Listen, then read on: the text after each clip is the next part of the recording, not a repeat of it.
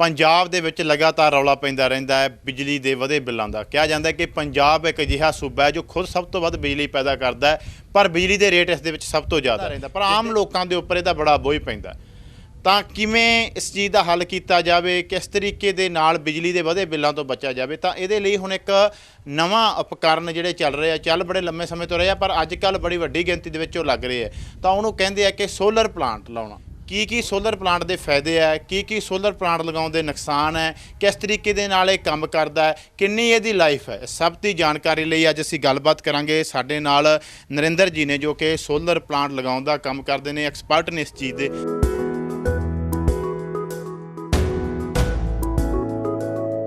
ਨਵੇਂ ਜਿਹੜੇ ਹੈ ਬਿਜਲੀ ਉਪਕਰਨ ਸਾਡੇ ਘਰਾਂ ਵਿੱਚ ਆ ਰਹੇ ਆ, ਮਤਲਬ ਕਿ ਦੋਹਰੇ ਪਾਸੋਂ ਬਿਜਲੀ ਦੇ ਬਿੱਲਾਂ ਦੀ ਮਾਰ ਪੈ ਰਹੀ ਆ। ਔਰ ਇਹ ਇੱਕ ਅਚਨਚੇਤ ਖਰਚਾ ਜਿਹੜਾ ਸਾਨੂੰ ਉਦੋਂ ਧਿਆਨ 'ਚ ਆਉਂਦਾ ਜਦੋਂ ਸਾਡੇ ਘਰੇ ਇੱਕ ਬਿੱਲ ਜਿਹੜਾ ਠਾਹ ਦੇਣੇ ਆ ਜਾਂਦਾ, ਤੇ ਉਦੋਂ ਸਾਨੂੰ ਜਿਹੜਾ ਹੈ ਲੱਗਦਾ ਕਿ ਇਹ ਬਿੱਲ ਹੁਣ ਕਿਵੇਂ ਭਰਾਂਗੇ।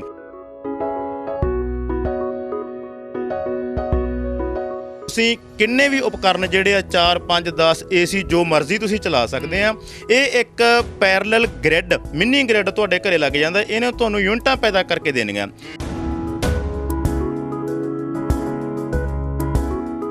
ਅਸੀਂ ਮੰਨ ਲਓ ਅਸੀਂ ਦਿਨ ਦੇ ਵਿੱਚ ਖਪਤ ਕੀਤੀਆਂ 10 ਯੂਨਿਟਾਂ, ਸਾਡੀਆਂ ਪਲਾਂਟ ਨੇ ਬਣਾਤੀਆਂ 15 ਯੂਨਿਟਾਂ, ਗ੍ਰਿਡ ਕੋਲ 15 ਚਲੇ ਗਈਆਂ। ਕੀ ਉਹਦੇ ਕੋਈ ਉਹ ਪੈਸੇ ਦਿੰਦੇ ਆ ਬਿਜਲੀ ਬੋਰਡ ਵਿਭਾਗ ਵਧੀਆ ਯੂਨਿਟ ਦੇ ਪੈਸੇ ਦਿੰਦੇ?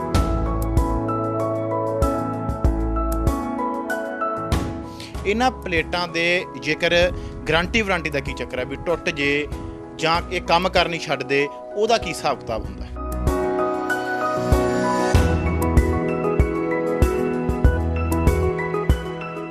ਸੋਲਰ ਪਲਾਂਟ ਇੰਸਟਾਲ ਕਰਨ ਵਾਲਾ ਵੈਂਡਰ A to Z ਸ਼ੁਰੂ ਤੋਂ ਲੈ ਕੇ ਐਂਡ ਤੱਕ ਪੂਰੀ ਤਰ੍ਹਾਂ ਨਾਲ ਜ਼ਿੰਮੇਵਾਰ ਹੁੰਦਾ ਇਸ ਪਲਾਂਟ ਦੇ ਲਈ। ਇਸ ਕਰਕੇ ਇਹਨੂੰ ਇੰਨੇ ਕੁ ਤਕਨੀਕੀ ਤਰੀਕੇ ਦੇ ਨਾਲ ਔਰ ਐਕਸਪਰਟ ਔਰ ਜਿਹੜੇ ਹੈ ਟ੍ਰੇਨਡ ਇੰਸਟਾਲ ਕਰਨ ਵਾਲੇ ਜਿਹੜੇ ਇੰਜੀਨੀਅਰ ਸਾਡੇ ਉਹਨਾਂ ਤੋਂ ਲਵਾਇਆ ਜਾਂਦਾ। ਤਾਂ ਇਸ ਤਰ੍ਹਾਂ ਦੀ ਜਿਹੜੀ ਕੋਈ ਕਰੰਟ ਆਉਣ ਵਾਲੀ ਇਸ ਤਰ੍ਹਾਂ ਦੀ ਨੌਬਤ ਦੇ ਵਿੱਚ ਕਦੇ ਵੀ ਨਹੀਂ ਆਉਂਦੀ। ਲਗਭਗ 50 ਸਕੁਅਰ ਫੁੱਟ 1 ਕਿਲੋਵਾਟ ਨੂੰ ਜਿਹੜਾ ਹੈ ਉਹ ਚਾਹੀਦਾ ਹੁੰਦਾ। ਇਸੇ ਤਰ੍ਹਾਂ ਜਿਵੇਂ ਮਤਲਬ ਕਿ 5 ਕਿਲੋਵਾਟ ਦਾ ਪਲਾਂਟ ਆ ਤਾਂ ਉਹਨੂੰ 250 ਸਕੁਅਰ ਫੁੱਟ ਚਾਹੀਦਾ, 3 ਕਿਲੋਵਾਟ ਦਾ ਪਲਾਂਟ ਆ ਤਾਂ ਉਹਨੂੰ 150 ਪੌਣੇ 200 ਸਕੁਅਰ ਫੁੱਟ ਚਾਹੀਦਾ। ਲਗਭਗ 50 ਤੋਂ 60 ਸਕੁਅਰ ਫੁੱਟ ਪਰ ਕਿਲੋਵਾਟ ਜਿਹੜਾ ਹੈ ਇਹਦੀ ਰਿਕੁਆਇਰਮੈਂਟ ਹੁੰਦੀ ਜਗ੍ਹਾ। ਸਤਿ ਸ਼੍ਰੀ ਅਕਾਲ ਮਨਿੰਦਰ ਜੀ, ਔਰ ਲੋਕ ਆਵਾਜ਼ TV ਦੇਖ ਰਹੇ ਸਾਰੇ ਦਰਸ਼ਕਾਂ ਨੂੰ ਮੇਰੀ ਸਤਿ ਸ਼੍ਰੀ ਅਕਾਲ। ਨਰਿੰਦਰ ਜੀ, ਸਭ ਤੋਂ ਪਹਿਲਾਂ ਮੇਰਾ ਸਵਾਲ ਫਾਇਦਿਆਂ 'ਤੇ ਆ ਜਾਈਏ ਕਿ ਸੋਲਰ ਪਲਾਂਟ ਜਿਹਨੂੰ ਅਸੀਂ ਕਹਿ ਰਹੀਏ ਕਿ ਇਹਦੇ ਲਗਾਉਣ ਦੇ ਕੀ ਫਾਇਦੇ? ਦੇਖੋ ਮਨਿੰਦਰ ਜੀ, ਜਿਵੇਂ ਕਿ ਤੁਸੀਂ ਹੁਣੇ ਆਪਣੇ ਦਰਸ਼ਕਾਂ ਨੂੰ ਦੱਸਿਆ ਕਿ ਦੋ ਤਰ੍ਹਾਂ ਨਾਲ ਬਿਜਲੀ ਦੇ ਬਿੱਲਾਂ ਦੀ ਮਾਰ ਸਾਡੇ ਲੋਕਾਂ ਦੇ ਉੱਤੇ ਪੈ ਰਹੀ ਹੈ, ਜੇਬ ਤੇ ਬੋਝ ਜਿਹੜਾ ਵੱਧ ਰਿਹਾ। ਨੰਬਰ 1 ਇਹ ਹੈ ਤਾਂ ਬਿਜਲੀ ਪੰਜਾਬ ਦੇ ਵਿੱਚ ਬਹੁਤ ਹੀ ਮਹਿੰਗੀ ਹੈ, ਔਰ ਦੂਜਾ ਕਾਰਨ ਹੈ ਕਿ ਸਾਡੀ ਦਿਨੋਂ ਦਿਨ ਜਿਹੜੇ ਖਪਤ ਬਹੁਤ ਵੱਧ ਰਹੀ ਆ। ਨਵੇਂ ਜਿਹੜੇ ਹੈ ਬਿਜਲੀ ਉਪਕਰਨ ਸਾਡੇ ਘਰਾਂ ਵਿੱਚ ਆ ਰਹੇ ਆ, ਮਤਲਬ ਕਿ ਦੋਹਰੇ ਪਾਸੋਂ ਬਿਜਲੀ ਦੇ ਬਿੱਲਾਂ ਦੀ ਮਾਰ ਪੈ ਰਹੀ ਆ। ਔਰ ਇਹ ਇੱਕ ਅਚਨਚੇਤ ਖਰਚਾ ਜਿਹੜਾ ਸਾਨੂੰ ਉਦੋਂ ਧਿਆਨ 'ਚ ਆਉਂਦਾ ਜਦੋਂ ਸਾਡੇ ਘਰੇ ਇੱਕ ਬਿੱਲ ਜਿਹੜਾ ਠਾਹ ਦੇਣੇ ਆ ਜਾਂਦਾ, ਤੇ ਉਦੋਂ ਸਾਨੂੰ ਜਿਹੜਾ ਹੈ ਲੱਗਦਾ ਕਿ ਇਹ ਬਿੱਲ ਹੁਣ ਕਿਵੇਂ ਭਰਾਂਗੇ। ਤਾਂ ਇਹਦੇ ਤੋਂ ਨਿਜਾਤ ਪਾਉਣ ਲਈ ਸਰਕਾਰਾਂ ਵੱਲੋਂ ਤਾਂ ਕੋਈ ਹੋਰ ਬਹੁਤ ਜ਼ਿਆਦਾ ਕਦਮ ਨਹੀਂ ਚੁੱਕੇ ਜਾ ਰਹੇ। ਬਿਜਲੀ ਸਸਤੀ ਹੋਣ ਦੀਆਂ ਸੰਭਾਵਨਾਵਾਂ ਤਾਂ, ਹਾਲਾਂਕਿ ਪੰਜਾਬ ਇੱਕ ਬਿਜਲੀ ਸਰਪਲਸ ਸੂਬਾ, ਫਿਰ ਵੀ ਬਹੁਤ ਘਟੀਆਂ ਪਈਆਂ, ਪਰ ਉਹਦੇ ਕੁਝ ਹੱਲ ਆ ਜਿਹੜੇ ਉਹ ਅਸੀਂ ਕਰ ਸਕਦੇ ਹਾਂ। ਜਿਹੜਾ ਅੱਜ ਦੇ ਯੁੱਗ ਦੇ ਵਿੱਚ ਜਿਹੜਾ ਸਭ ਤੋਂ ਵਧੀਆ ਹੱਲ ਹੈ ਉਹ ਹੈ ਕਿ ਸੋਲਰ ਪਲਾਂਟ ਜਿਹੜਾ ਹੈ ਘਰ ਦੇ ਵਿੱਚ ਇੰਸਟਾਲ ਕਰਾਇਆ ਜਾਵੇ, ਜਿਹਦੇ ਨਾਲ ਕਿ ਸਾਡਾ ਬਿਜਲੀ ਦਾ ਖਰਚਾ, ਜੇਕਰ ਅਸੀਂ ਆਪਦੀ ਖਪਤ ਦੇ ਮੁਤਾਬਕ ਪਲਾਂਟ ਲਾਉਂਦੇ ਹਾਂ ਤਾਂ ਉਹ ਲਗਭਗ ਜਿਹੜਾ ਹੈ ਨਿੱਲ ਹੋ ਜਾਂਦਾ। ਮਿਨੀਮਮ ਖਰਚੇ ਜਿਹੜੇ ਫਿਕਸਡ ਚਾਰਜਸ ਸਾਨੂੰ ਮੀਟਰ ਦੇ ਰੈਂਟ ਵਗੈਰਾ, MCB ਰੈਂਟ ਵਗੈਰਾ ਆਉਂਦੇ ਆ, ਉਹੀ ਭਰਨੇ ਪੈਂਦੇ ਆ। ਬਾਕੀ ਜਿਹੜਾ ਯੂਨਿਟ ਦਾ ਸਾਡਾ ਬਿੱਲ ਹੈ ਉਹ ਬਿਲਕੁਲ ਜਿਹੜਾ ਹੈ ਉਹ ਨਿੱਲ ਹੋ ਜਾਂਦਾ। ਯੂਨਿਟ ਦਾ ਬਿੱਲ ਹੋ ਜਾਂਦਾ। ਅੱਛਾ, ਤੁਸੀਂ ਕਿਹਾ ਕਿ ਖਪਤ ਦੇ ਹਿਸਾਬ ਨਾਲ ਦਾ ਕੀ ਚੱਕਰ ਹੈ? ਕਿਵੇਂ ਪਤਾ ਲੱਗੇ ਕਿ ਸਾਡੀ ਇੰਨੀ ਖਪਤ ਹੈ, ਸਾਨੂੰ ਇਹ ਪਾਵਰ ਦਾ ਲਗਾਉਣਾ ਪਵੇਗਾ? ਪਾਵਰ ਵਾਈਜ਼, ਖਪਤ ਵਾਈਜ਼ ਇਹਦੇ ਬਾਰੇ ਜ਼ਰੂਰ ਸਾਨੂੰ ਡਿਟੇਲ ਸਮਝਾਓ। ਜਦੋਂ ਤੁਹਾਡੇ ਕੋਲ ਬਿੱਲ ਆਉਂਦਾ ਤੁਹਾਡਾ ਬਿਜਲੀ ਬੋਰਡ ਦੇ ਉੱਤੋਂ, ਉਹਦੇ ਹੇਠਲੇ ਪਾਸੇ ਤੁਹਾਡੀ ਜਿਹੜੀ ਹੈ ਸਾਲਾਨਾ ਖਪਤ 6 ਬਿੱਲ ਤੁਹਾਨੂੰ ਜਿਹੜੇ ਸਾਲ ਦੇ ਆਉਂਦੇ ਆ, ਕਿਉਂਕਿ 2 ਮਹੀਨਿਆਂ ਤੋਂ ਸਾਡਾ ਬਿਜਲੀ ਦਾ ਬਿੱਲ ਆਉਂਦਾ, ਤਾਂ ਉਹਦੇ ਥੱਲੇ ਜਿਹੜੀ ਖਪਤ 6 ਬਿਲਿੰਗ ਸਾਈਕਲ ਦਿੱਤੇ ਹੁੰਦੇ ਆ, ਉੱਥੋਂ ਅਸੀਂ ਜਿਹੜਾ ਕੈਲਕੂਲੇਟ ਕਰ ਲੈਂਦੇ ਹਾਂ ਕਿ ਤੁਹਾਡੀ 1 ਸਾਲ ਦੀ ਖਪਤ ਕਿੰਨੀ ਆ। ਜੇਕਰ ਤੁਹਾਡੀ ਜਿਹੜੀ ਯੂਨਿਟਾਂ ਦੀ ਖਪਤ ਹੈ ਉਹ 4000 ਤੋਂ 4500 ਦੇ ਵਿੱਚ ਸਾਲ ਦੀ, ਤਾਂ 3 ਕਿਲੋਵਾਟ ਦਾ ਪਲਾਂਟ ਆ ਜਿਹੜਾ ਰਿਕਮੈਂਡ ਕਰਦੇ ਆ। ਜੇਕਰ ਤੁਹਾਡੀ ਖਪਤ ਹੈ ਜਿਹੜੀ 7000 ਤੋਂ 7500 ਯੂਨਿਟ ਸਾਲਾਨਾ, ਤਾਂ 5 ਕਿਲੋਵਾਟ ਦਾ ਰਿਕਮੈਂਡ ਕਰਦੇ ਆ। ਇਵੇਂ ਜਿਵੇਂ ਖਪਤ ਵੱਧਦੀ ਜਾਂਦੀ ਆ, ਜੇਕਰ 10000 ਤੋਂ ਉੱਪਰ ਚਲੀ ਜਾਂਦੀ ਹੈ ਤੁਹਾਡੀ ਖਪਤ, ਤਾਂ ਉਹਦੇ ਲਈ 8 ਜਾਂ ਫਿਰ 10 ਕਿਲੋਵਾਟ ਦਾ ਸੋਲਰ ਪਲਾਂਟ ਆ ਜਿਹੜਾ ਉਹ ਰਿਕਮੈਂਡ ਕਰਦੇ। ਅੱਛਾ, ਤੁਸੀਂ ਇਹ ਤਾਂ ਉਹਦੇ ਸਰਕਲ ਵਾਈਜ਼ ਦੱਸਤਾ।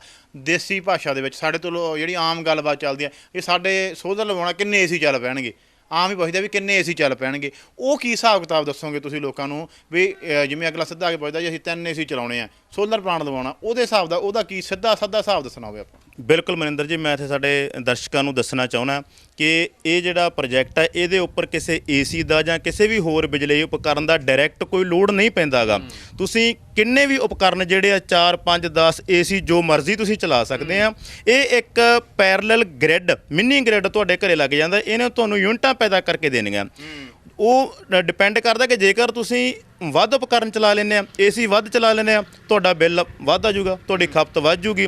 ਇਹਨੇ ਤੁਹਾਨੂੰ ਜਿੰਨੀ ਬਿਜਲੀ ਪੈਦਾ ਕਰਕੇ ਦੇਣੀ ਹੈ ਉਹ ਦੇ ਦੇਣੀ ਹੈ। ਇਹਦੇ ਤੇ ਲੋਡ ਦਾ ਕੋਈ ਮਸਲਾ ਨਹੀਂ, ਭਾਵੇਂ ਤੁਸੀਂ ਇੱਕ 3 ਕਿਲੋਵਾਟ ਦੇ ਪਲਾਂਟ ਤੇ ਜੋ ਮਰਜ਼ੀ ਏਸੀ ਚਲਾਈ ਜਾਓ, ਕਿਉਂਕਿ ਇਹਦੇ ਉੱਪਰ ਡਾਇਰੈਕਟ ਲੋਡ ਕੋਈ ਨਹੀਂ ਪੈਂਦਾ। ਪਰ ਆਮ ਇਹ ਅਸੀਂ ਦੇਖਦੇ ਹਾਂ ਜਾਂ ਕੋਈ ਸਿੱਧੀ ਭਾਸ਼ਾ ਚੱਕ ਕੇ ਪੁੱਛਦਾ ਸਾਡੇ ਇੱਕ ਏਸੀ ਆ, ਅਸੀਂ ਕਹਿ ਦਿੰਦੇ ਵੀ ਤੇਰਾ 3 ਕਿਲੋਵਾਟ ਨਾਲ ਜਿਹੜਾ ਹੈ ਪ੍ਰੋਜੈਕਟ ਸਰ ਜੂਗਾ। ਜੋ ਅਗਲਾ ਕਹਿੰਦਾ ਕਿ ਸਾਡੇ 2 ਏਸੀ ਚੱਲਦੇ ਆ, ਫਿਰ ਅਸੀਂ 5 ਕਿਲੋਵਾਟ ਰਿਕਮੈਂਡ ਕਰਦੇ ਹਾਂ। ਇਦਾਂ ਹੀ ਮਤਲਬ ਇੱਕ ਜਿਹੜਾ ਦੇਸੀ ਭਾਸ਼ਾ ਦੇ ਵਿੱਚ ਵੀ ਸਮਝਾ ਦਿੰਦੇ ਆ, ਤੇ ਜੇ ਅਗਲਾ ਕੰਜ਼ੰਪਸ਼ਨ ਦੇ ਹਿਸਾਬ ਨਾਲ ਸਾਡੇ ਤੋਂ ਗੱਲ ਸਮਝ ਨਹੀਂ ਚਾਹਵੇ ਤਾਂ ਉਵੇਂ ਵੀ ਸਮਝਾ ਦਿੱਤਾ ਜਾਂਦਾ। ਅੱਛਾ, ਤੁਸੀਂ ਗੱਲ ਕੀਤੀ ਕਿ ਸਿੱਧਾ ਲੋਡ ਨਹੀਂ ਪੈਂਦਾ। ਪਹਿਲਾਂ ਅਸੀਂ ਦੇਖਦੇ ਹੁੰਦੇ ਸੀ ਕਿ ਪੁਰਾਣੇ, ਜਦੋਂ ਅੱਜ ਤੋਂ 5 ਸਾਲ 7 ਸਾਲ ਪਹਿਲਾਂ ਜਾਵੜੀਏ, ਬੈਟਰੀ ਲੱਗਦੇ ਹੁੰਦੇ ਸੀਗੇ ਸੋਲਰ ਪਲਾਂਟ ਦੇ ਨਾਲ। ਉਹ ਬਿਜਲੀ ਨੂੰ ਜੇ ਕਿਸੇ ਉਹ ਜਮ੍ਹਾਂ ਕਰ ਲੈਂਦੇ ਸੀ, ਜਦੋਂ ਲਾਈਟ ਚਲੀ ਜਾਂਦੀ ਸੀ ਜਾਂ ਰਾਤ ਦੇ ਸਮੇਂ ਉਹ ਅਸੀਂ ਤੋਂ ਵਰਤ ਲੈਂਦੇ ਸੀ। ਹੁਣ ਜਿਹੜਾ ਤੁਸੀਂ ਗੱਲ ਕਰ ਰਹੇ ਹੋ ਕਿ ਇਹ ਤਾਂ ਸਿਰਫ ਗ੍ਰਿਡ ਲੱਗਿਆ ਤੁਹਾਡੇ ਘਰੇ, ਤੁਸੀਂ ਜਿੰਨੀ ਮਰਜ਼ੀ ਵਰਤੋ।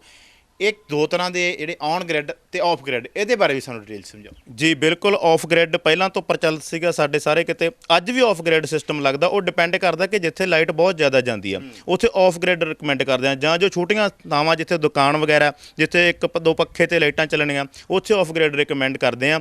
ਆਫ ਗ੍ਰਿਡ ਦੇ ਵਿੱਚ ਬੈਟਰੀ ਸਿਸਟਮ ਹੁੰਦਾ, ਤੁਹਾਨੂੰ ਬੈਕਅਪ ਮਿਲ ਜਾਂਦਾ ਕਿ ਉਹ ਲਾਈਟ ਜਿਹੜੀ ਹੈ ਬੈਟਰੀਆਂ ਦੇ ਵਿੱਚ ਜਮ੍ਹਾਂ ਕਰਕੇ ਰੱਖ ਲੈਂਦਾ ਤੇ ਰਾਤ ਨੂੰ ਤੁਸੀਂ ਵਰਤ ਲੈਂਦੇ ਹੋ। ਔਨ ਗ੍ਰਿਡ ਦੇ ਵਿੱਚ ਤੁਹਾਨੂੰ ਜਿਹੜਾ ਡਾਇਰੈਕਟ ਬੈਕਅਪ ਨਹੀਂ ਮਿਲਦਾ। ਇਹ ਕੇਵਲ ਤੁਹਾਨੂੰ ਫੈਸਿਲੀਟੇਟ ਕਰਦਾ ਕਿ ਤੁਹਾਡੇ ਜਿਹੜੀ ਹੈ ਜੇਬ ਖਰਚੇ ਨੂੰ ਘਟਾਉਂਦਾ, ਤੁਹਾਡੇ ਬਿੱਲ ਦਾ ਜਿਹੜਾ ਬੋਝ ਆ ਉਹਨੂੰ ਖਤਮ ਕਰਦਾ, ਤੁਹਾਨੂੰ ਬੈਕਅਪ ਨਹੀਂ ਦਿੰਦਾ। ਇਹਦਾ ਬੈਕਅਪ ਇਨਡਾਇਰੈਕਟਲੀ ਮਿਲਦਾ ਸਾਨੂੰ। ਦਿਨ ਵੇਲੇ ਤੁਸੀਂ ਜਿੰਨੀ ਵੀ ਇਹ ਪਲਾਂਟ ਤੁਹਾਡਾ ਬਿਜਲੀ ਪੈਦਾ ਕਰਦਾ, ਉਹ ਜੋ ਤੁਸੀਂ ਘਰੇ ਖਪਤ ਕਰ ਲਈ, ਬਾਕੀ ਦੀ ਵਧੀ ਹੋਈ ਲਾਈਟ ਜਿਹੜੀ ਆ ਉਹ ਗ੍ਰਿਡ ਨੂੰ ਟਰਾਂਸਫਰ ਹੋ ਜਾਂਦੀ ਆ, ਔਰ ਰਾਤ ਨੂੰ ਅਸੀਂ ਜਿਹੜੀ ਹੈ ਗ੍ਰਿਡ ਤੋਂ ਲੈਣਾ ਸ਼ੁਰੂ ਕਰ ਦਿੰਦੇ ਆ। ਉਹ ਵੀ ਇੱਕ ਤਰ੍ਹਾਂ ਦੀ ਬੈਂਕਿੰਗ ਆ, ਇੱਕ ਤਰ੍ਹਾਂ ਦੀ ਜਿਹੜੀ ਸਟੋਰੇਜ ਆ ਤੁਹਾਡੀ, ਉਹ ਬੈਟਰੀਆਂ ਦੇ ਵਿੱਚ ਹੁੰਦੀ ਆ, ਇਹ ਤੁਹਾਡੀ ਜਿਹੜੀ ਹੈ ਗ੍ਰਿਡ ਦੇ ਵਿੱਚ ਹੋ ਜਾਂਦੀ ਹੈ। ਅੱਛਾ, ਜੇਕਰ ਗ੍ਰਿਡ ਦੇ ਵਿੱਚ ਅਸੀਂ ਮੰਨ ਲਓ ਅਸੀਂ ਦਿਨ ਦੇ ਵਿੱਚ ਖਪਤ ਕੀਤੀਆਂ 10 ਯੂਨਿਟਾਂ, ਸਾਡੀਆਂ ਪਲਾਂਟ ਨੇ ਬਣਾਤੀਆਂ 15 ਯੂਨਿਟਾਂ, ਗ੍ਰਿਡ ਕੋਲ 15 ਚਲੇ ਗਈਆਂ, ਕੀ ਉਹਦੇ ਕੋਈ ਉਹ ਪੈਸੇ ਦਿੰਦੇ ਆ ਬਿਜਲੀ ਬੋਰਡ, ਬਿਜਲੀ ਵਿਭਾਗ ਵਧੀ ਯੂਨਿਟ ਦੇ ਪੈਸੇ ਦਿੰਦੇ ਆ? ਨਹੀਂ ਜੀ, ਪੰਜਾਬ ਦੇ ਵਿੱਚ ਇਸ ਤਰ੍ਹਾਂ ਦੀ ਕੋਈ ਸਕੀਮ ਨਹੀਂ ਕਿ ਜੇਕਰ ਸਾਡੀ ਯੂਨਿਟ ਬਿਜਲੀ ਬੋਰਡ ਵੱਲ ਵੱਧ ਗਈ ਉਹਦੇ ਸਾਨੂੰ ਕੋਈ ਜਿਹੜੇ ਹੈ ਪੈਸੇ ਨਹੀਂ ਮਿਲਦੇ। ਜੇਕਰ ਅਸੀਂ ਯੂਨਿਟਾਂ ਦੀ ਖਪਤ ਵੱਧ ਕਰ ਲਈ ਉਹਦਾ ਸਾਨੂੰ ਮਹਿਕਮੇ ਨੂੰ ਜਿਹੜਾ ਹੈ ਭੁਗਤਾਨ ਕਰਨਾ ਪੈਂਦਾ। ਕੁਝ ਯੂਨੀਅਨ ਟੈਰੀਟਰੀ ਦੇ ਵਿੱਚ ਜਿਵੇਂ ਚੰਡੀਗੜ੍ਹ ਵਗੈਰਾ ਦੇ ਵਿੱਚ ਕੁਝ ਇਨਸੈਂਟਿਵ ਦੇ ਰੂਪ ਵਿੱਚ ਥੋੜ੍ਹੀ ਬਹੁਤ ਰਾਸ਼ੀ ਜਿਹੜੀ ਹੈ ਰੁਪਈਆ ਜਾਂ 2 ਰੁਪਏ ਪਰ ਯੂਨਿਟ ਜਿਹੜੀ ਹੈ ਲੋਕਾਂ ਨੂੰ ਵਧੀਆਂ ਹੋਈ ਯੂਨਿਟ ਦਿੱਤੀ ਜਾਂਦੀ ਹੈ। ਪਰ ਪੰਜਾਬ ਦੇ ਵਿੱਚ ਹਾਲੇ ਤੱਕ ਇਸ ਤਰ੍ਹਾਂ ਦਾ ਕੋਈ ਸਕੀਮ ਨਹੀਂ ਹੈ। ਕੋਈ ਸਕੀਮ ਨਹੀਂ ਹੈ। ਬਿਜਲੀ ਬੋਰਡ ਦੇ ਨਾਲ ਜਿਵੇਂ ਐਗਰੀਮੈਂਟ ਹੁੰਦਾ ਹੈ, ਉਹ ਐਗਰੀਮੈਂਟ ਦਾ ਕੀ ਪ੍ਰੋਸੈਸ ਹੁੰਦਾ? ਜੇ ਕਿਸੇ ਵਿਅਕਤੀ ਨੇ ਲਗਾਉਣਾ ਹੋਵੇ, ਉਹ ਤੁਸੀਂ ਖੁਦ ਕਰਵਾ ਕੇ ਦਿੰਦੇ ਹੋ ਜਾਂ ਉਹਨੂੰ ਖੁਦ ਨੂੰ ਜਾਣਾ ਪੈਂਦਾ ਹੈ ਉਹ ਐਗਰੀਮੈਂਟ ਕਰਨ ਵਾਸਤੇ? ਐਗਰੀਮੈਂਟ ਦਾ ਸਮਾਂ ਕਿੰਨਾ ਹੁੰਦਾ? ਮਹਿਕਮਾ ਜਿਹੜਾ ਹੈ ਉਹ ਡਾਇਰੈਕਟਲੀ ਜੋ ਖਪਤਕਾਰ ਹੈ, ਉਪਭੋਗਤਾ ਹੈ ਜਾਂ ਸਾਡਾ ਕਲਾਇੰਟ ਹੈ, ਉਹਨੂੰ ਹੀ ਕਹਿੰਦਾ ਹੈ ਕਿ ਅਪਲਾਈ ਕਰੇ। ਉਹਨਾਂ ਦਾ ਇੱਕ ਪੋਰਟਲ ਬਣਿਆ, ਵੈਬਸਾਈਟ ਦੇ ਉੱਪਰ ਇੱਕ PSPCL ਦਾ ਪੋਰਟਲ ਬਣਿਆ ਹੋਇਆ, ਉਹਦੇ 'ਤੇ ਜਾ ਕੇ ਜਿਹੜਾ ਹੈ ਕਸਟਮਰ ਅਪਲਾਈ ਕਰਦਾ। ਅਸੀਂ ਉਹਨੂੰ ਫੈਸਿਲੀਟੇਟ ਕਰਦੇ ਹਾਂ, ਕਿਉਂਕਿ ਹਰੇਕ ਬੰਦੇ ਨੂੰ ਜਿਹੜਾ ਹੈ ਇਸ ਚੀਜ਼ ਦੀ ਸਮਝ ਨਹੀਂ ਹੁੰਦੀ ਕਿ ਮੈਂ ਔਨਲਾਈਨ ਕਿਵੇਂ ਅਪਲਾਈ ਕਰਨਾ, ਕਿਹੜੀਆਂ ਚੀਜ਼ਾਂ ਅਪਲੋਡ ਕਰਨੀਆਂ। ਅਸੀਂ ਹਰ ਤਰੀਕੇ ਨਾਲ ਸਟਾਰਟਿੰਗ ਤੋਂ ਲੈ ਕੇ ਔਨਲਾਈਨ ਫਾਈਲ ਉਹਦੀ ਜਿਹੜੀ ਹੈ ਅਪਲੋਡ ਕਰਨ ਦੇ ਵਿੱਚ, ਉਹਦੀ ਮੈਨੂਅਲ ਫਾਈਲ ਬਿਜਲੀ ਬੋਰਡ ਦੇ ਵਿੱਚ ਜਮ੍ਹਾਂ ਕਰਾਉਣ ਤੱਕ ਹਰ ਤਰ੍ਹਾਂ ਨਾਲ ਜਿਹੜਾ ਹੈ ਕਸਟਮਰ ਨੂੰ ਫੈਸਿਲੀਟੇਟ ਕਰਦੇ ਆ। ਉਹਦੇ ਉੱਪਰ ਕੋਈ ਬੋਝ ਨਹੀਂ ਆਉਣ ਦਿੰਦੇ। ਪਰ ਕਰਦਾ ਕਸਟਮਰ ਜਿਹੜਾ ਹੈ ਕਲਾਇੰਟ ਆ ਉਹ ਆਪਣੇ ਪੱਧਰ 'ਤੇ ਹੀ ਹੈ, ਆਪਣੇ ਪੱਧਰ 'ਤੇ ਉਹ ਜਿਹੜਾ ਹੈ ਐਗਰੀਮੈਂਟ ਇੱਕ ਫਾਈਲ ਦੇ ਵਿੱਚ ਹੀ, ਮਤਲਬ ਕਿ ਰੈਡੀਮੇਡ ਡਾਕੂਮੈਂਟ ਪ੍ਰਿੰਟਡ ਹੁੰਦਾ ਹੈ, ਉਹਦੇ ਉੱਪਰ ਬੋਰਡ ਦੇ ਅਧਿਕਾਰੀਆਂ ਦੇ ਵੀ ਸਾਈਨ ਹੁੰਦੇ ਆ ਔਰ ਕਸਟਮਰ ਦੇ ਵੀ ਸਾਈਨ ਹੁੰਦੇ ਆ। ਦੋਸਤੋ, ਅਸੀਂ ਤੁਹਾਨੂੰ ਦੱਸ ਦਈਏ ਕਿ ਅਸੀਂ ਇਸ ਵਕਤ ਵੀ ਸੋਲਰ ਪਲਾਂਟ ਦੇ ਹੇਠਾਂ ਹੀ ਖੜ੍ਹੇ ਤਾਂ ਕਿ ਹਰੇਕ ਚੀਜ਼ ਨੂੰ ਪ੍ਰੋਪਰ ਦਿਖਾਇਆ ਜਾ ਸਕੇ। ਸਾਨੂੰ ਇਹ ਜ਼ਰੂਰ ਦੱਸੋ, ਜਿਹੜੀਆਂ ਪਲੇਟਾਂ ਲੱਗੀਆਂ, ਇਹਨਾਂ ਪਲੇਟਾਂ ਦੇ ਜੇਕਰ ਗਰੰਟੀ ਵਾਰੰਟੀ ਦਾ ਕੀ ਚੱਕਰ ਹੈ? ਵੀ ਟੁੱਟ ਜੇ ਜਾਂ ਇਹ ਕੰਮ ਕਰਨੀ ਛੱਡ ਦੇ, ਉਹਦਾ ਕੀ ਹਿਸਾਬ ਕਿਤਾਬ ਹੁੰਦਾ? ਜੇਕਰ ਕਿਤੇ ਵੀ ਦੀ ਪਰਫਾਰਮੈਂਸ ਜਿਹੜੀ ਖਰਾਬ ਹੁੰਦੀ ਹੈ ਜਾਂ ਖਤਮ ਹੁੰਦੀ ਆ ਤਾਂ ਉਹਦੀ ਰਿਪਲੇਸਮੈਂਟ ਜਿਹੜੀ ਹੋ ਜਾਂਦੀ ਆ। ਪਰ ਜੇਕਰ ਬ੍ਰੇਕ ਹੁੰਦੀ ਹੈ ਕੋਈ ਪਲੇਟ ਤਾਂ ਉਹਦਾ ਜਿਹੜਾ ਕੋਈ ਹੱਲ ਨਹੀਂ ਹੈ। ਉਹ ਜੇਕਰ ਕੋਈ ਅਸੀਂ ਇੰਸ਼ੋਰੈਂਸ, ਉਸ ਤਰ੍ਹਾਂ ਜਨਰਲ ਇੰਸ਼ੋਰੈਂਸ ਲਿਆ ਹੋਇਆ ਹੈ ਜਿਹਦੇ ਵਿੱਚ ਕੋਈ ਕੰਪਨੀ ਕਵਰ ਕਰਦੀ ਆ, ਉਸ ਤਰੀਕੇ ਦਾ ਕੋਈ ਹੱਲ ਜਿਹੜਾ ਹੈ ਉਹ ਕੀਤਾ ਜਾ ਸਕਦਾ। ਅੱਛਾ, ਇੱਕ ਹੋਰ ਦੱਸਿਓ, ਜਿਵੇਂ ਆਮ ਸਾਡੇ ਗੱਲਬਾਤ ਬੱਚੇ ਘਰਾਂ ਦੇ ਵਿੱਚ ਹੁੰਦੇ ਆ, ਇਹਨੂੰ ਜੇਕਰ ਟੱਚ ਕਰਦੇ ਆ, ਕੋਈ ਨੁਕਸਾਨ ਜਾਂ ਕੋਈ ਕਰੰਟ ਵਗੈਰਾ ਦਾ ਤਾਂ ਨਹੀਂ ਕੋਈ ਖਤਰਾ ਇਹਦੇ 'ਚ? ਇਸ ਤਰ੍ਹਾਂ ਦਾ ਮਨਿੰਦਰ ਜੀ, ਮੈਂ ਵੀ ਇਹ ਗੱਲ ਆਪਣੇ ਦਰਸ਼ਕਾਂ ਨੂੰ ਦੱਸਣਾ ਚਾਹੁੰਦਾ ਕਿ ਇਹਦੇ ਵਿੱਚ ਸਾਡਾ ਜਿਹੜਾ ਇੱਕ ਸੈਂਟਰ ਗਵਰਨਮੈਂਟ ਦਾ ਡਿਪਾਰਟਮੈਂਟ ਹੈ MNRE, ministry of new and renewable energy, ਔਰ ਇੱਕ ਪੰਜਾਬ ਦੇ ਵਿੱਚ ਸਾਡਾ ਹੈ PSPCL। ਇਹ ਸਮੇਂ-ਸਮੇਂ ਤੇ ਜਿਹੜਾ ਗਾਈਡਲਾਈਨਸ ਆ ਉਹ ਇਸ਼ੂ ਕਰਦੇ ਆ, ਔਰ ਉਹਨਾਂ ਗਾਈਡਲਾਈਨਸ ਦੇ ਮੁਤਾਬਕ ਹੀ ਜਿਹੜਾ ਪਲਾਂਟ ਆ ਉਹ ਇੰਸਟਾਲ ਕੀਤਾ ਜਾਂਦਾ। ਇੱਥੇ ਇੱਕ ਗੱਲ ਹੋਰ ਵੀ ਦੱਸਣੀ ਚਾਹੂੰਗਾ ਕਿ ਹਰ ਜਿਹੜੀ ਵੀ ਫਰਮ, ਜਿਹੜਾ ਵੀ ਵੈਂਡਰ ਇਹ ਸੋਲਰ ਪਲਾਂਟ ਜਿਹੜਾ on grid solar plant install ਕਰਦਾ, ਉਹਨੂੰ ਡਿਪਾਰਟਮੈਂਟ ਦੇ ਉੱਤੋਂ ਜਿਹੜੀ ਹੈ ਮਾਨਤਾ ਇੱਕ ਤਰ੍ਹਾਂ ਦੀ ਮਨਜ਼ੂਰੀ ਲੈਣੀ ਪੈਂਦੀ ਹੈ, ਔਰ ਆਪਣਾ ਨਾਮ ਹੈ ਜਿਹੜਾ PSPCL ਦੇ ਸੋਲਰ ਪੋਰਟਲ ਦੇ ਉੱਤੇ ਦਰਜ ਕਰਵਾਉਣਾ ਪੈਂਦਾ, ਔਰ ਉਸੇ ਨਾਮ ਦੇ ਤਹਿਤ ਹੀ ਜਿਹੜਾ ਹੈ ਸਾਰਾ ਡਾਟਾ ਇਹਦਾ ਅਪਲਾਈ ਹੁੰਦਾ ਪਹਿਲਾਂ, ਔਰ ਬਾਅਦ ਦੇ ਜਦੋਂ ਇੰਸਟਾਲ ਹੋ ਜਾਂਦਾ ਤਾਂ ਪੂਰੇ ਦਾ ਪੂਰਾ ਡਾਟਾ ਕਿ ਕਿਹੜੇ ਪੈਨਲ ਲੱਗੇ ਹੋਏ ਆ, ਕਿਹੜਾ ਸਟਰਕਚਰ ਲੱਗਿਆ, ਕਿਹੜੀ ਵਾਇਰ ਯੂਜ਼ ਕੀਤੀ ਹੈ, ਉਹਦੀ ਪੂਰੀ ਦੀ ਪੂਰੀ ਡਿਟੇਲ ਫਰਮ ਦੇ ਨਾਂ ਦੇ ਅੰਡਰ ਹੀ ਜਿਹੜੀ ਹੈ ਡਿਪਾਰਟਮੈਂਟ ਦੀ ਪੋਰਟਲ ਤੇ ਚੜ੍ਹਦੀ ਆ। ਮੇਰਾ ਕਹਿਣ ਤੋਂ ਭਾਵ ਇਹ ਕਿ ਸੋਲਰ ਪਲਾਂਟ ਇੰਸਟਾਲ ਕਰਨ ਵਾਲਾ ਵੈਂਡਰ A to Z ਸ਼ੁਰੂ ਤੋਂ ਲੈ ਕੇ ਐਂਡ ਤੱਕ ਪੂਰੀ ਤਰ੍ਹਾਂ ਨਾਲ ਜ਼ਿੰਮੇਵਾਰ ਹੁੰਦਾ ਇਸ ਪਲਾਂਟ ਦੇ ਲਈ। ਇਸ ਕਰਕੇ ਇਹਨੂੰ ਇੰਨੇ ਕੁ ਤਕਨੀਕੀ ਤਰੀਕੇ ਦੇ ਨਾਲ ਔਰ ਐਕਸਪਰਟ ਔਰ ਜਿਹੜੇ ਹੈ ਟ੍ਰੇਨਡ ਇੰਸਟਾਲ ਕਰਨ ਵਾਲੇ ਜਿਹੜੇ ਇੰਜੀਨੀਅਰ ਸਾਡੇ ਉਹਨਾਂ ਤੋਂ ਲਵਾਇਆ ਜਾਂਦਾ, ਤਾਂ ਇਸ ਤਰ੍ਹਾਂ ਦੀ ਜਿਹੜੀ ਕੋਈ ਕਰੰਟ ਆਉਣ ਵਾਲੀ ਇਸ ਤਰ੍ਹਾਂ ਦੀ ਨੌਬਤ ਦੇ ਵਿੱਚ ਕਦੇ ਵੀ ਨਹੀਂ ਆਉਂਦੀ। ਕਦੇ ਵੀ ਨਹੀਂ ਆਉਂਦੀ।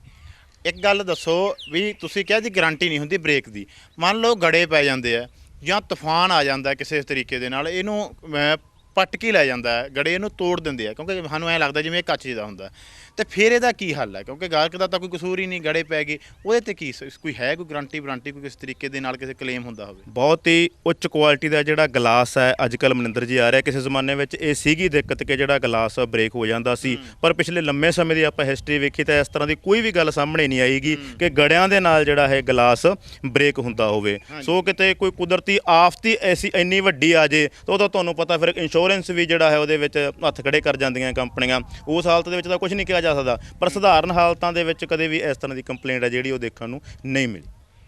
3 ਕਿਲੋਵਾਟ 5 ਕਿਲੋਵਾਟ ਤੇ ਆਪਾਂ 8 ਕਿਲੋਵਾਟ ਦੀ ਤਕਰੀਬਨ ਗੱਲ ਕਰ ਰਹੇ ਹਾਂ। 3 ਕਿਲੋਵਾਟ ਦਾ ਜਿਹੜਾ ਪਲਾਂਟ ਹੈ ਉਹ ਕਿੰਨੀ ਬਿਜਲੀ ਪੈਦਾ ਕਰਦਾ, 5 ਕਿਲੋਵਾਟ ਦਾ ਕਿੰਨੀ ਬਿਜਲੀ ਪੈਦਾ ਕਰਦਾ, ਤੇ 8 ਕਿਲੋਵਾਟ ਦਾ ਕਿੰਨੀਆਂ ਯੂਨਿਟਾਂ ਹਰ ਡੇਲੀ ਜਿਹੜੀਆਂ ਉਹ ਪੈਦਾ ਕਰਦਾ? ਇਹ ਅਸੀਂ ਤਕਰੀਬਨ ਸਾਲਾਨਾ ਜਿਹੜਾ ਹੈ ਐਵਰੇਜ ਕੱਢ ਕੇ ਦੱਸਦੇ ਹੁੰਦੇ ਹਾਂ, ਕਿਉਂਕਿ ਸਰਦੀ ਔਰ ਗਰਮੀ ਦੇ ਮੌਸਮ ਦੇ ਵਿੱਚ ਥੋੜੀ ਤਬਦੀਲੀ ਆਉਂਦੀ ਆ। ਗਰਮੀ ਦੇ ਵਿੱਚ ਤੇ ਵਰਕਿੰਗ ਆਵਰਸ ਬਹੁਤ ਵੱਧ ਜਾਂਦੇ ਆ, ਧੁੱਪ ਦੇ ਘੰਟੇ ਬਹੁਤ ਵੱਧ ਜਾਂਦੇ ਆ, ਇਸ ਕਰਕੇ ਯੂਨਿਟਾਂ ਦੀ ਜਿਹੜੀ ਹੈ ਜਨਰੇਸ਼ਨ ਉਹ ਜ਼ਿਆਦਾ ਹੋ ਜਾਂਦੀ ਆ, ਜ਼ਿਆਦਾ ਯੂਨਿਟਾਂ ਜਨਰੇਟ ਕਰਦਾ। ਸਰਦੀ ਦੇ ਵਿੱਚ ਕਿਉਂਕਿ ਕੰਮ ਕਰਨ ਦੇ ਘੰਟੇ ਘੱਟ ਜਾਂਦੇ ਆ, ਇਸ ਕਰਕੇ ਜਿਹੜਾ ਹੈ ਇਹਦੀ ਯੂਨਿਟਾਂ ਦੀ ਘੱਟ ਪੈਦਾਵਾਰ ਹੁੰਦੀ ਹੈ। ਜਿਹੜਾ ਇੱਕ 3 ਕਿਲੋਵਾਟ ਦਾ ਪਲਾਂਟ ਹੈ ਉਹ ਲਗਭਗ 1 ਸਾਲ ਦੀਆਂ ਤੁਹਾਨੂੰ 42-4300 ਯੂਨਿਟਾਂ ਦਿੰਦਾ। ਜਿਹੜਾ 5 ਕਿਲੋਵਾਟ ਦਾ ਪਲਾਂਟ ਹੈ ਉਹ 7200 ਤੋਂ 7500 ਦੇ ਵਿੱਚ ਯੂਨਿਟਾਂ ਦਿੰਦਾ। ਇਸੇ ਤਰ੍ਹਾਂ ਮਤਲਬ 1400 ਲਗਭਗ 1 ਕਿਲੋਵਾਟ ਦਾ ਪਲਾਂਟ ਦਿੰਦਾ। ਜਿਵੇਂ ਜਿਵੇਂ ਮਤਲਬ ਕਿ ਪਲਾਂਟ ਵੱਧਦਾ ਜਾਂਦਾ ਉਸੇ ਕਪੈਸਿਟੀ ਮੁਤਾਬਕ ਯੂਨਿਟਾਂ ਦੀ ਜਿਹੜੀ ਆ ਉਹ ਜਨਰੇਟ ਕਰਦਾ ਜਾਂਦਾ ਜੀ। ਕਿੰਨੀ ਕੁ ਜਗ੍ਹਾ ਚਾਹੀਦੀ ਹੁੰਦੀ ਹੈ? ਜਿਵੇਂ 3 ਕਿਲੋ 5 ਕਿਲੋ ਤੇ 8 ਤੇ ਫੇਰ ਆ ਜਾਂਦੇ ਆਪਾਂ, ਇਹਨੂੰ ਜਗ੍ਹਾ ਕਿੰਨੀ ਕੁ ਇੰਸਟਾਲ ਜਿਹੜੀ ਕਰਾਉਣਾ ਹੋਵੇ ਕਿੰਨੀ ਜਗ੍ਹਾ ਚਾਹੀਦੀ ਹੈ? ਕਈ ਵਾਰ ਹੋਵੇ ਕਿ ਘਰ ਛੋਟਾ ਹੋਵੇ ਪਰ ਉਹਨਾਂ ਦੀ ਖਪਤ ਜ਼ਿਆਦਾ, ਕਿਉਂਕਿ ਏਸੀ ਜ਼ਿਆਦਾ ਲੱਗੇ ਹੋਣ, ਉਹਨਾਂ ਨੇ 8 ਕਿਲੋਵਾਟ ਦਾ ਕਰਾਉਣਾ, ਫਿਰ ਕਿਵੇਂ ਐਡਜਸਟ ਕਰਦੇ ਹੋ? ਲਗਭਗ 50 ਸਕੁਅਰ ਫੁੱਟ 1 ਕਿਲੋਵਾਟ ਨੂੰ ਜਿਹੜਾ ਹੈ ਉਹ ਚਾਹੀਦਾ ਹੁੰਦਾ। ਇਸੇ ਤਰ੍ਹਾਂ ਜਿਵੇਂ ਜਿਵੇਂ ਮਤਲਬ ਕਿ 5 ਕਿਲੋਵਾਟ ਦਾ ਪਲਾਂਟ ਆ ਤਾਂ ਉਹਨੂੰ 250 ਸਕੁਅਰ ਫੁੱਟ ਚਾਹੀਦਾ, 3 ਕਿਲੋਵਾਟ ਦਾ ਪਲਾਂਟ ਆ ਤਾਂ ਉਹਨੂੰ 150 ਪੌਣੇ 200 ਸਕੁਅਰ ਫੁੱਟ ਚਾਹੀਦਾ। ਲਗਭਗ 50 ਤੋਂ 60 ਸਕੁਅਰ ਫੁੱਟ ਪਰ ਕਿਲੋਵਾਟ ਜਿਹੜਾ ਹੈ ਇਹਦੀ ਰਿਕੁਆਇਰਮੈਂਟ ਹੁੰਦੀ ਹੈ ਜਗ੍ਹਾ ਦੀ ਜੀ। ਇਹਦੀ ਤੁਹਾਡੇ ਵੱਲੋਂ ਚਲੋ ਬ੍ਰੇਕ ਦੀ ਤਾਂ ਹੈ ਨਹੀਂ ਗੀ, ਵੈਸੇ ਗਾਰੰਟੀ ਕਿੰਨੀ ਹੁੰਦੀ ਹੈ ਵੀ ਇਹ 'ਚ ਪਲਾਂਟ ਦੇ ਵਿੱਚ ਕੋਈ ਤਕਨੀਕੀ ਕਾਰਨ ਕੋਈ ਪ੍ਰੋਬਲਮ ਆ ਜਾਵੇ, ਬਿਜਲੀ ਘੱਟ ਪੈਦਾ ਕਰਨ ਲੱਗ ਜਾਵੇ, ਜਾਂ ਕੋਈ ਹੋਰ ਵਾਇਰ ਦੇ ਵਿੱਚ ਕਿਸੇ ਵੀ ਤਰੀਕੇ ਦਾ ਇਨਵਰਟਰ ਹੈ ਉਹਦੇ ਵਿੱਚ ਪ੍ਰੋਬਲਮ ਆ ਜਾਵੇ, ਉਹਦੀ ਗਾਰੰਟੀ ਵਾਰੰਟੀ ਦਾ ਕੀ? ਜਿਵੇਂ ਕਿ ਮੈਂ ਤੁਹਾਨੂੰ ਦੱਸਿਆ ਕਿ ਪੈਨਲ ਦੀ ਤਾਂ 25 ਸਾਲ ਦੀ ਪਰਫਾਰਮੈਂਸ ਵਾਰੰਟੀ ਆ, ਔਰ ਇਹਦੇ ਵਿੱਚ ਜਿਹੜਾ ਇੱਕ ਕਨਵਰਟਰ ਲੱਗਦਾ ਜਿਹਨੂੰ ਦੇਸੀ ਭਾਸ਼ਾ 'ਚ ਇਨਵਰਟਰ ਵੀ ਕਹਿ ਦਿੰਦੇ ਆ, ਉਹ ਵੀ ਤੁਹਾਨੂੰ ਦਿਖਾਵਾਂਗੇ। ਉਹਦੀ ਗਾਰੰਟੀ ਜਿਹੜੀ ਆ ਉਹ 5 ਸਾਲ ਤੋਂ ਲੈ ਕੇ 10 ਸਾਲ ਦੀ, ਉਹ ਵੇਰੀ ਕਰਦਾ ਕਿ ਆਪਾਂ ਕਿਹੜੀ ਕੰਪਨੀ ਦਾ ਜਿਹੜਾ ਹੈ ਕਨਵਰਟਰ ਇੰਸਟਾਲ ਕਰ ਰਹੇ ਹਾਂ। ਔਰ ਉਸ ਤੋਂ ਬਿਨਾਂ ਜਿਹੜੀ ਅਸੀਂ 5 ਸਾਲ ਦੀ ਇਹਦੀ ਮੇਨਟੇਨੈਂਸ ਦੀ ਕਮਿਟਮੈਂਟ ਵੀ ਕਸਟਮਰ ਦੇ ਨਾਲ ਕਰਦੇ ਹਾਂ। ਜੇ ਕੋਈ ਛੋਟੇ ਮੋਟੇ ਜਿਹੜੇ ਫਾਲਟ ਸਾਡੇ ਪੱਧਰ ਦੇ ਆ ਮਕੈਨੀਕਲ, ਉਹ ਕੋਈ ਵਾਇਰ ਦਾ ਜਿਵੇਂ ਸਵਿਚ ਦਾ ਤੁਸੀਂ ਕਿਹਾ, ਤਾਂ ਉਹ ਜਿਹੜੀ ਹੈ ਸਮੇਂ-ਸਮੇਂ ਤੇ ਅਸੀਂ ਉਹਦੀ ਦੇਖ ਰੇਖ ਜਿਹੜੀ ਆ ਉਹ 5 ਸਾਲਾਂ ਤੱਕ ਦਿੰਦੇ ਆ ਕਸਟਮਰ ਨੂੰ ਮੇਨਟੇਨੈਂਸ। ਨਰਿੰਦਰ ਜੀ, ਇਹਨਾਂ ਦੀ ਕੋਈ ਫਰਕ ਹੁੰਦਾ? ਜਿਵੇਂ ਅਸੀਂ ਆਮ ਤੌਰ ਤੇ ਦੇਖਦੇ ਹਾਂ ਕਿ ਸਾਡੀ ਬਿਜਲੀ ਦੇ ਜਿਹੜੇ ਮੀਟਰ ਲੱਗੇ ਹੁੰਦੇ ਆ ਉਹ ਵੀ ਗਿਣੇ ਜਾਂਦੇ ਆ ਕਿ ਕਮਰਸ਼ੀਅਲ ਹੈ, ਇਹਦੀ ਯੂਜ਼ ਫੈਕਟਰੀ ਲਈ ਹੋ ਰਿਹਾ, ਇੱਥੇ ਘਰ ਲਈ ਹੋ ਰਿਹਾ, ਕਮਰਸ਼ੀਅਲ ਤੇ ਰੈਜ਼ੀਡੈਂਸ਼ੀਅਲ। ਇਹਨਾਂ ਦੇ ਵਿੱਚ ਸੋਲਰ ਵੀ ਇਸ ਤਰੀਕੇ ਨਾਲ ਆਉਂਦੇ, ਜੇ ਕਿਸੇ ਨੇ ਆਪਣੀ ਫੈਕਟਰੀ ਦੇ ਵਿੱਚ ਲਗਾਉਣਾ ਹੋਵੇ, ਘਰਾਂ 'ਚ ਤਾਂ ਆਪਾਂ ਗੱਲ ਕਰ ਹੀ ਰਹੇ ਹਾਂ 5 3 8 ਵਗੈਰਾ ਦੀ, ਉੱਥੇ ਵੀ ਇਹ ਕੋਈ ਪਾਵਰ ਦੇ ਹਿਸਾਬ ਨਾਲ ਲੱਗ ਜਾਂਦੇ ਆ, ਕੋਈ ਮਿਲਦਾ ਲੋਕਾਂ ਨੂੰ ਫਾਇਦਾ? ਜੀ ਬਿਲਕੁਲ, ਉੱਥੇ ਤਾਂ ਬਹੁਤ ਹੀ ਜ਼ਿਆਦਾ ਫਾਇਦਾ ਮਿਲਦਾ, ਕਿਉਂਕਿ ਜਿਹੜੀ ਕੋਈ ਫੈਕਟਰੀ ਹੈ, ਕੋਈ ਹਸਪੀਟਲ ਆ, ਕੋਈ ਵੱਡਾ ਸਕੂਲ ਕਾਲਜ ਆ, ਕੋਈ ਸ਼ੈਲਰ ਆ, ਕਿਸੇ ਵੀ ਮਤਲਬ ਵੱਡੇ ਤੋਂ ਵੱਡੇ ਇੰਸਟੀਚਿਊਟ ਦੇ ਵਿੱਚ ਉੱਥੇ ਮੈਗਾਵਾਟ ਦੇ ਵਿੱਚ ਲੱਗਦੇ ਹੁੰਦੇ ਆ 100 ਕਿਲੋਵਾਟ 150 ਕਿਲੋਵਾਟ 200 ਕਿਲੋਵਾਟ 250 ਕਿਲੋਵਾਟ, ਮਤਲਬ ਅੰਤਰ ਕੋਈ ਨਹੀਂ। ਪੈਨਲ ਇਹੀ ਹੈ, ਸਟਰਕਚਰ ਇਹੀ ਹੈ, ਇਨਵਰਟਰ ਦੀ ਕਪੈਸਿਟੀ ਜਿਹੜੀ ਆ ਉਹ ਵੱਧਦੀ ਜਾਂਦੀ ਹੈ। ਐਕਸਪਰਟ ਜਿਹੜੇ ਹੈ ਉਹ ਸਾਨੂੰ ਥੋੜ੍ਹੇ ਜਿਹੇ ਉਸ ਤੋਂ ਮਤਲਬ ਕਿ ਜ਼ਿਆਦਾ ਮਤਲਬ ਕਿ ਜਿਹੜੇ ਕਮਰਸ਼ੀਅਲ ਪ੍ਰੋਜੈਕਟ ਕਰਦੇ ਆ, ਫਿਰ ਇੱਕ ਵੱਖਰੀ ਟੀਮ ਜਿਹੜੀ ਸਾਡੇ ਕੋਲੇ ਉਹਦੇ ਲਈ ਰੱਖੀ ਹੋਈ ਹੈ। ਜਿਹੜੇ ਕਿ ਸਿਰਫ ਕਮਰਸ਼ੀਅਲ ਪ੍ਰੋਜੈਕਟ ਦੇਖਦੇ ਆ, ਜਿਹੜੇ ਡੋਮੈਸਟਿਕ ਦੇਖਦੇ ਆ, ਉਹ ਇੱਕ ਵੱਖਰੀ ਟ੍ਰੇਨ ਟੀਮ ਸਾਡੇ ਕੋਲ ਆ। ਵੈਸੇ ਮਟੀਰੀਅਲ ਦੇ ਵਿੱਚ ਜਾਂ ਕੋਈ ਪੈਨਲ ਦੇ ਵਿੱਚ ਆਪਾਂ ਕਹੀਏ ਉਹ ਕੋਈ ਜਿਹੜਾ ਫਰਕ ਨਹੀਂ ਹੁੰਦਾ।